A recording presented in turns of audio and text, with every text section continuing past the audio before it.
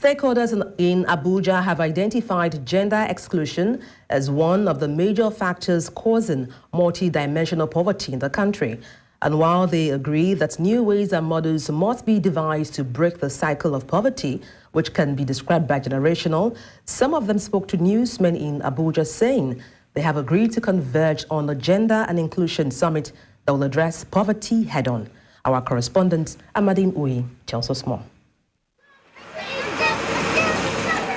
Poverty and inequality has been identified as a major problem in Africa, affecting many homes, and Nigeria is not left out. We make the mistake that poverty is generic. It's not.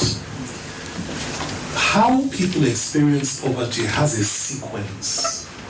Globally, about 1.3 billion people, or 21.7%, live in acute multidimensional poverty, and over half, 644 million, are children under the age of 18.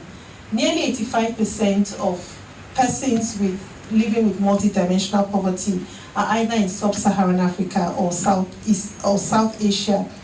Stakeholders say while there is a need to devise methods and ways to reduce poverty affecting citizens, available data reveal that exclusion of women and persons with disability play a crucial role. We understand and we know that beyond conventional monetary poverty measures, we need to look at what sort of acute deprivations are happening in health, in education, in living standards.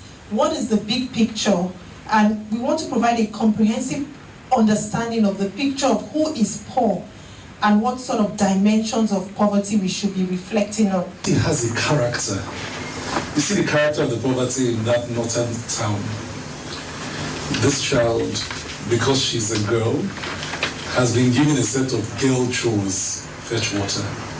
Fetch water because it is one of those areas where her community is deprived, has created school poverty or education poverty. They say stakeholders have agreed to converge for an upcoming summit, also known as GS24 Summit, that will engage factors that promote gender-inclusive poverty and come up with new methods to break the cycle of poverty in many homes across the nation. Gender equality and inclusion are essential for sustainable development, and the GS24 will explore every gender-inclusive pathway to poverty reduction by addressing health, education, and living standard, and highlighting strategic partnership to advance these efforts. We hope that at the end of this summit, we will at least have new policy proposals, new inclusion social design frameworks, more reimagined ideas that challenge our nation, our policymakers, our business leaders to deliver a new type of model. The summit will also seek for ways to improve gender inclusion, empower women in business, and deliberate on eradicating factors which keeps girls out of school.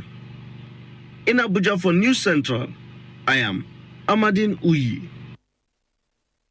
You're live with News Central TV. Let's take a short break. Stay with us.